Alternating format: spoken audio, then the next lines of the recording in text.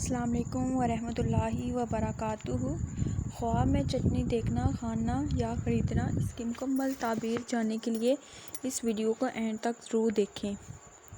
اور اگر اس سے پہلے آپ نے میرے چینل خوشی ٹی وی کو سبسکرائب نہیں کیا تو میرے چینل کو سبسکرائب کریں اور بیل آئیکن کو بھی پریس کریں تاکہ میری ہر آنے والی نئی ویڈیو آپ سب سے پہلے دیکھ سکیں۔